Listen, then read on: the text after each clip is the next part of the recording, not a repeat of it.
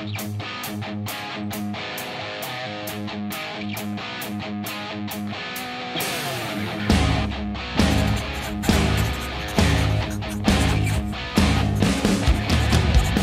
à tous et à toutes et bienvenue dans ce nouveau mini LDR, vous avez lu le titre. Aujourd'hui, j'aimerais vous parler du groupe suédois Ghost. Encore une fois, comme d'habitude, cette vidéo contient énormément d'opinions personnelles. En fait, c'est carrément une vidéo qui va décortiquer mon ressenti, mon expérience sur le groupe, et surtout sur son évolution. Alors gardez à l'esprit qu'on ne peut pas tous être d'accord et que c'est bien mieux comme ça.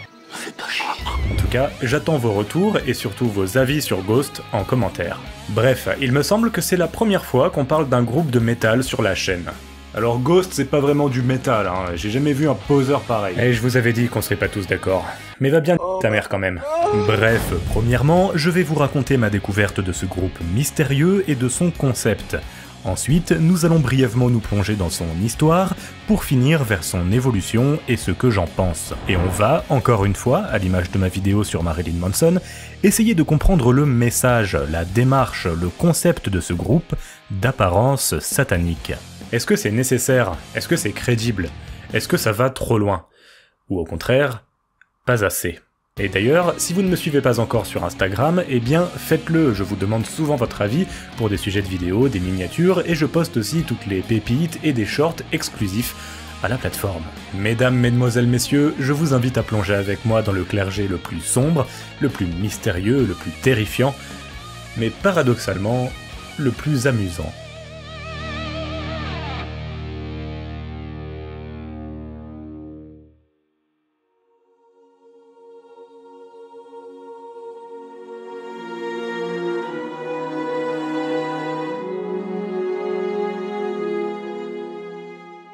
« 2015.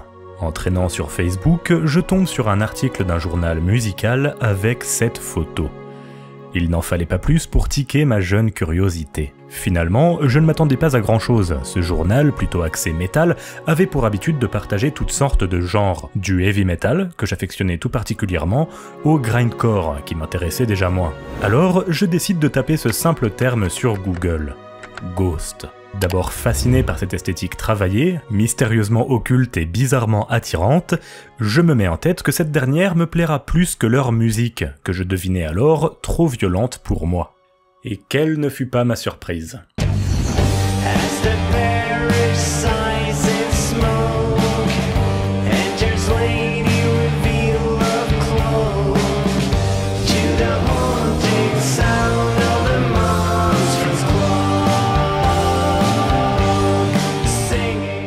Tout ce que j'aime du métal, du rock et du glam, réunis en une entité sublime, secrète, diablement excitante.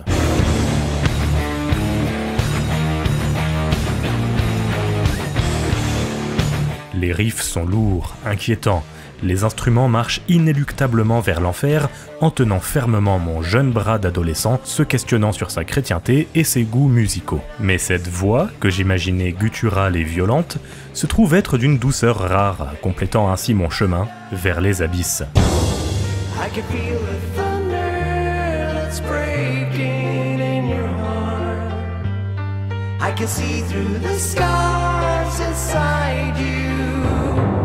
Bien que je ne sois pas spécialement intéressé par Satan, mes yeux s'écarquillent de plus en plus en découvrant cette nouvelle église. Je décide alors de m'intéresser aux fondations de cette dernière.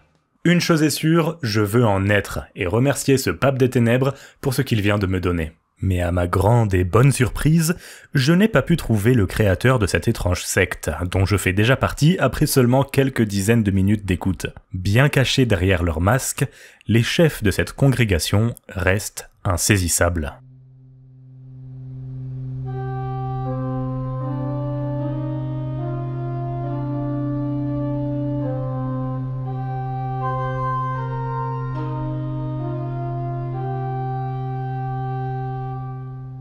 Le projet Ghost naît en 2006 à Linköping, en Suède.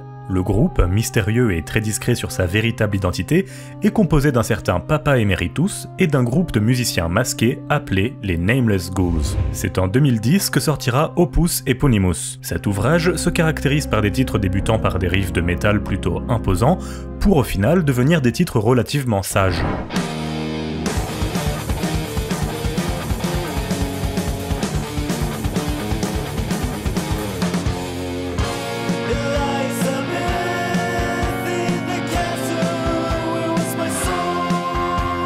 C'est donc assez novateur, hein. On sent les influences à la Alice Cooper, Black Sabbath, Judas Priest, Kiss, Metallica et autres pionniers du métal et de l'univers rock occulte.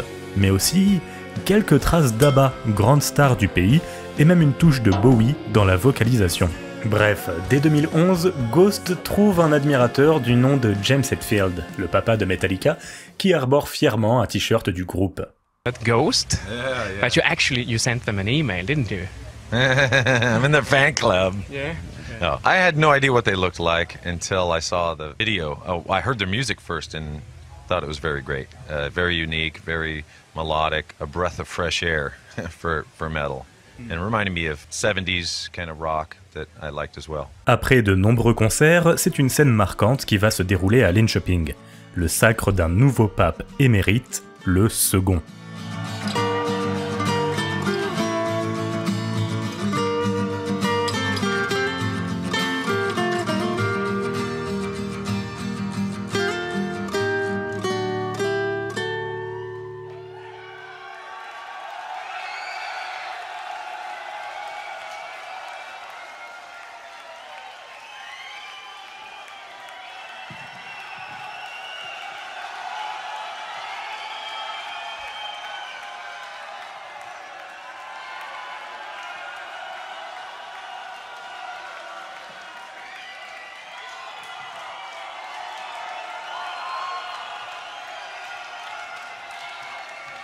Io sono Papa Emeritus il secondo.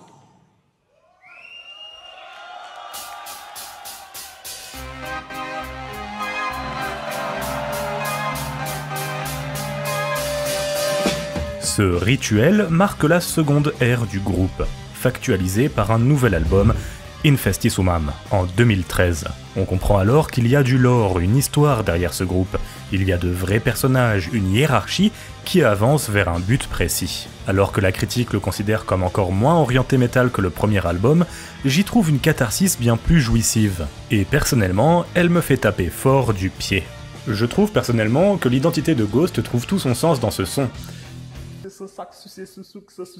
Encore une fois, Alice Cooper, Black Sabbath, mais aussi des touches d'un Tim Burton qui aurait plongé dans l'obscurité.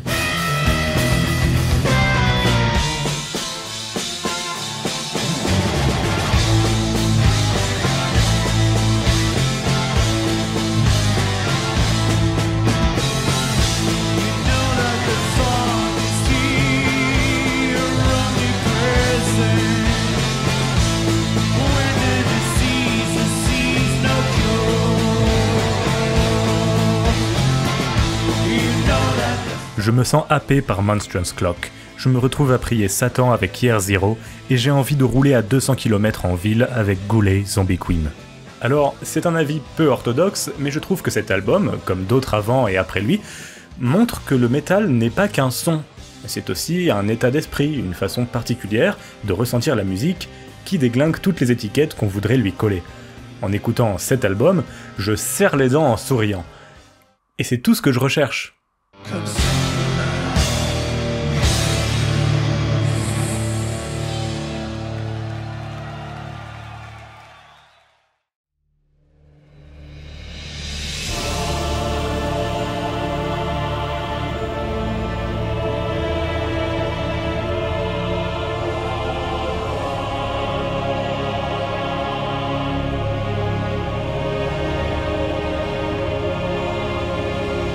On saute jusqu'en 2015 pour découvrir Meliora.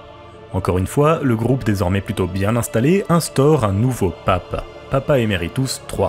plus jeune, plus dynamique, plus ambitieux. Cet album m'a beaucoup marqué, le son métal est plus puissant, plus lourd, plus inquiétant encore. Cyrus, avec sa structure metal pop et son clip qui passe littéralement son message d'envoûtement. From the Pinnacle to the Pit, avec cette basse débile qui fait vibrer le corps.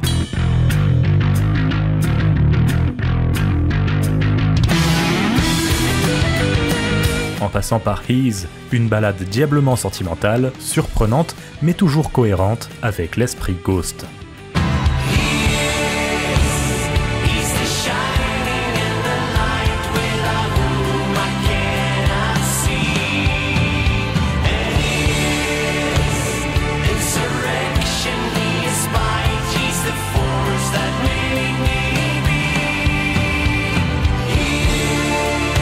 Bref, c'est assez amusant de voir que là où les critiques disent que Ghost s'éloigne de son son métal, etc., je trouve personnellement qu'il plonge tête la première dedans. Enfin, c'est que mon ressenti.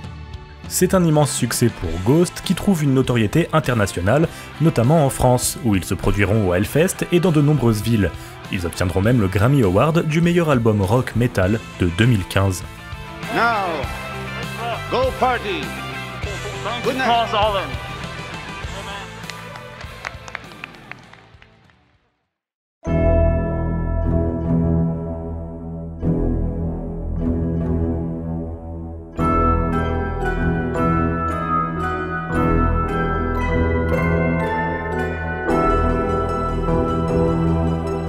Et à partir de là, Ghost va se retrouver victime de son succès. Tout le monde veut voir les visages derrière ces masques, et même dans l'enceinte du clergé, les langues se délient, et Papa Emeritus III va se retrouver en guerre contre ses propres fidèles. Mais on y reviendra plus tard. En attendant, terminons rapidement l'histoire de Ghost. Désormais supervisé par Papa Nihil, le père des 3 précédents papes, et emmené de front par le cardinal Copia, le bâtard de Nihil et de Sir Imperator, oui, il faut suivre, Ghost sort l'album Préquel, en 2018, avec le single Rats, métaphore des rats quittant le navire.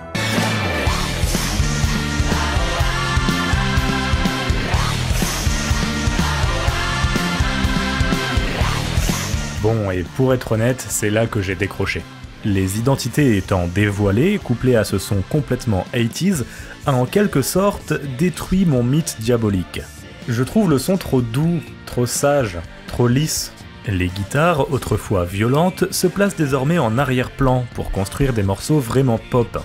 Je ne trouve pas ça mauvais, mais je ne retrouve plus cette église mystérieuse, effrayante, problématique, qui me donnait une impression de noirceur qui me plaisait tant. Mais là encore, on y reviendra plus tard.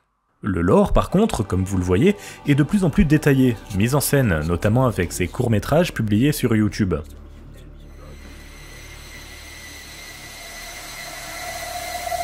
Et on aperçoit finalement pas mal de comédie dans ces derniers, ce qui est sympa mais rend le délire complètement fictif et second degré, là où je pense qu'il pourrait être sérieux et premier degré, ou du moins aller un petit peu plus loin. On découvre aussi des morceaux enregistrés par Papa Nihil dans sa jeunesse, avant qu'il mette au monde ses 3 fils.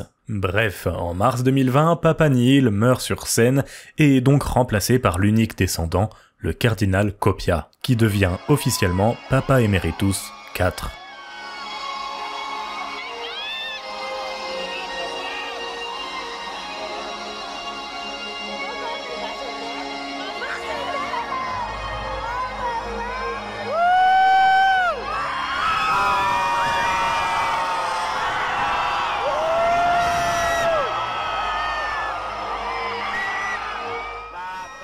En mars 2022, c'est Timpera, le dernier album en date qui sort.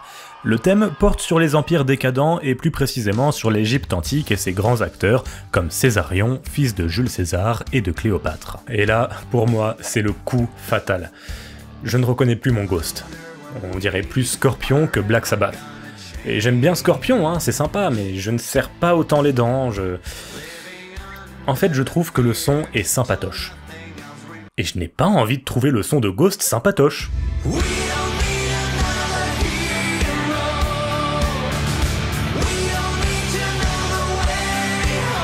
Je veux secouer la tête, me mettre en tension, avoir l'impression que rien n'est grave, que tout ce monde est une vaste blague.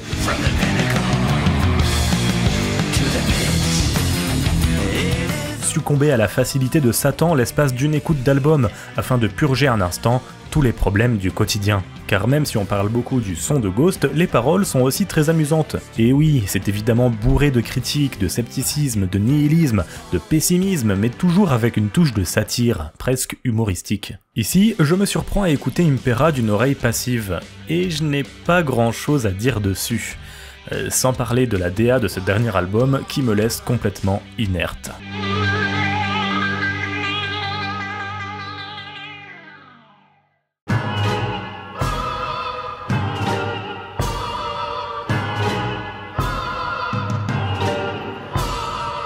Retour en 2017. Je vous indiquais que cette année a aussi bien représenté le succès, mais aussi les problèmes pour Ghost.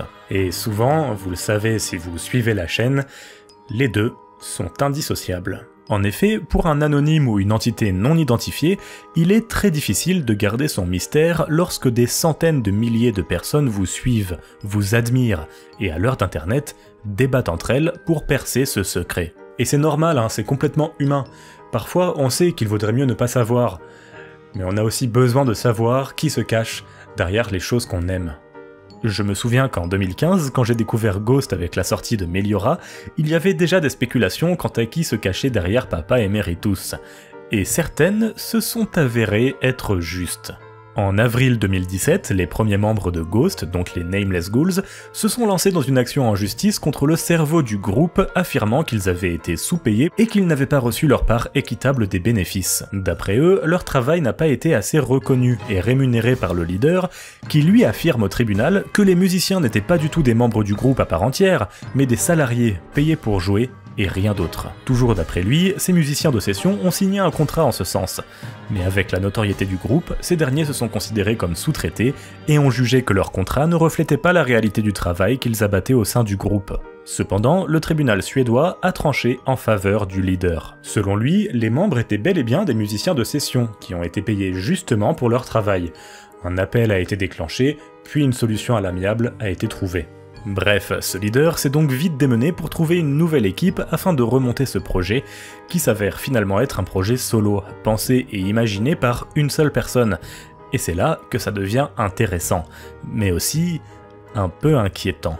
Car comme vous pouvez le deviner, c'est à ce moment-là que tous les voiles sont tombés, dévoilant notamment le visage humain se cachant derrière le masque de Papa Emeritus, Tobias Forge.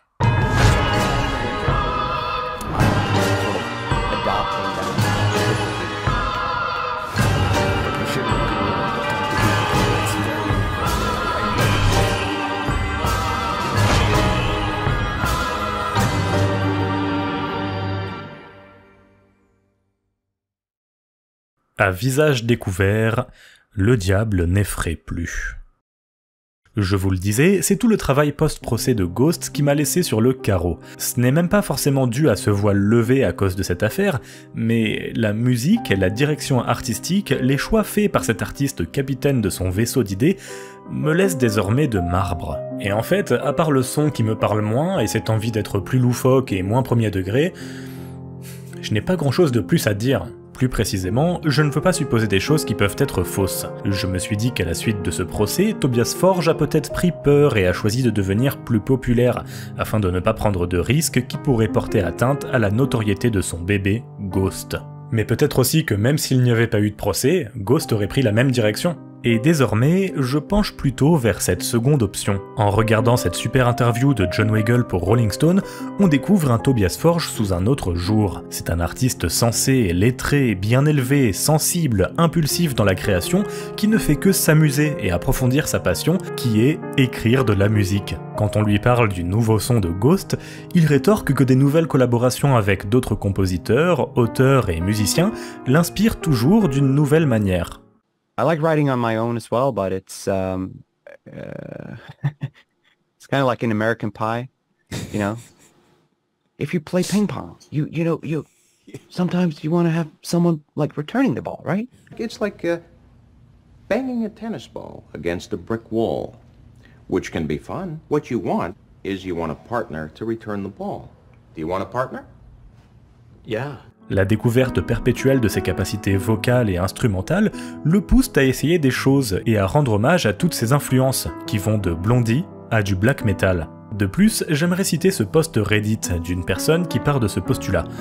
Bien que le son et la direction prise par Ghost soient différents, c'est mieux que la stagnation. D'autres rétorquent que de toute façon, Tobias Forge continuera d'évoluer, et que si nous sommes perdus aujourd'hui, nous retrouverons peut-être notre amour d'ici quelques années. D'autres partagent leur période préférée de certains artistes, ayant eux aussi évolué, tels que David Bowie ou The Cure. Et je pense que c'est là qu'on voit la différence entre les vrais fans, qui ont ressenti une connexion directe avec l'artiste, et qui ressentent une sorte d'amour inconditionnel, et les gens qui cherchent quelque chose de précis, ceux qui ont pris le train en marche, comme moi. Personnellement, je ne saurais dire quelle ère de Pink Floyd je préfère, car j'ai tellement toujours été investi dans leur travail et leur histoire, que je pense les comprendre toutes, et je les accepte telles qu'elles sont.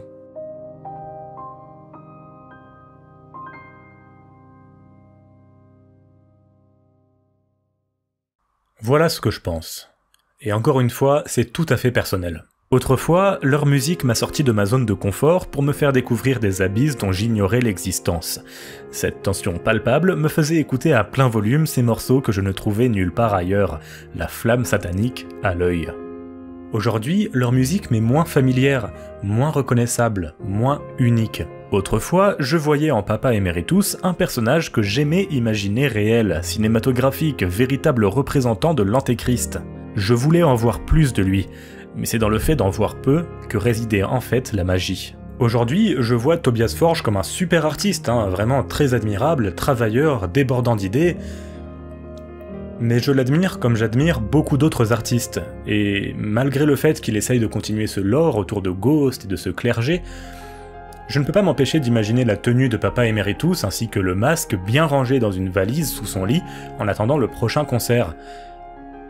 En fait, j'ai l'impression de voir toutes les ficelles de Ghost, et ça me dérange.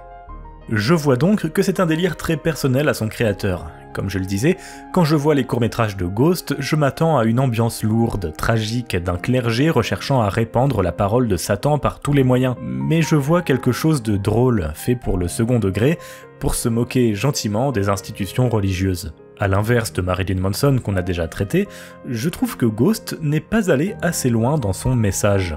Que ce soit dans cette limite entre personne et persona qui pour le coup n'a absolument jamais été frôlée comme Marilyn Manson, mais même dans le potentiel politique du groupe. Je ne suis pas spécifiquement pour le fait de tout politiser, mais franchement, Ghost a quand même passé de sacrés messages quant à la religion chrétienne. Mais en fait, c'est presque trop gentil. On se demandait si Marilyn Manson n'était pas allé trop loin pour passer son message. Et bien là, c'est l'inverse que je demande. D'ailleurs, on en parlera sur la chaîne, mais ça m'a beaucoup fait penser à Kiss, et surtout à Gene Simmons qui, à un moment, a beaucoup hésité entre premier degré, second degré, comique, tragique. Et pour moi, aujourd'hui, l'imagerie de Ghost est toujours sympa, mais elle n'a pas la même utilité. Pour moi, ça...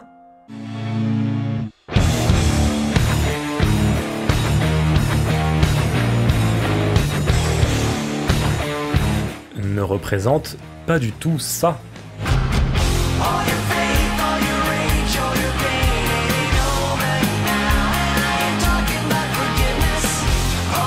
Sans parler du nouveau design des ghouls, que je trouve vraiment nul, pardon, excusez-moi, mais c'est Ghost ou c'est Bioshock là, Ah, ça ne laisse pas indifférent.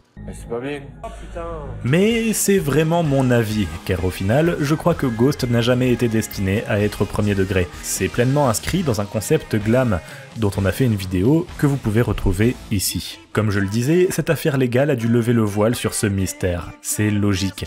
Mais même sans cela, ça a toujours été le bébé de Tobias Forge, et il en fait ce qu'il veut. Et selon lui, son but est d'emmener Ghost dans les grandes arènes et faire danser les foules. Et c'est un magnifique rêve. Et personnellement, je le regarderai du bord de la route là-bas, tout au loin. Je le regarderai avec un certain plaisir, mais plus aussi passionné. Et voilà, c'est déjà la fin de cette vidéo, j'espère du fond du cœur qu'elle vous a plu. Comme d'habitude, merci beaucoup d'être là. Je l'expliquais un peu sur Instagram, ces derniers temps, YouTube me fait un peu la moue, hein, on va pas se mentir, les vues c'est 0. Mais sur Instagram, ça marche vraiment pas mal. Voilà, donc petit lot de consolation. En tout cas, ne vous inquiétez pas, je reste motivé. Qu'on fasse 100 000 vues ou 10 vues, pour moi c'est la même chose. Rien que d'avoir quelques petits retours d'entre vous sur Instagram ou dans les commentaires, suffit à me combler littéralement de bonheur, et voilà, j'espère qu'on ira plus loin, mais si c'est pas le cas, c'est pas grave. En tout cas, moi je continuerai, ça me fait trop plaisir, je suis trop passionné pour penser à arrêter ou pour regarder trop profondément les stats. Voilà, parfois on a de la chance, parfois on n'en a pas, j'espère que je continuerai à en avoir un petit peu, et vous aussi, voilà. C'est tout ce que je vous souhaite en tout cas. Si vous avez aimé la vidéo, comme d'habitude, n'hésitez pas à laisser un petit pouce bleu, un commentaire, à vous abonner, mais surtout, ce qui aide le plus, c'est de partager. Voilà, en tout cas, merci encore d'être là, merci d'avoir regardé, si vous êtes encore là, c'est que vous êtes vraiment curieux. Mais voilà, on se dit à la prochaine, sur l'intimité du rock. Putain, ça se voit que j'écris plus du tout les outros, hein. Ah oui.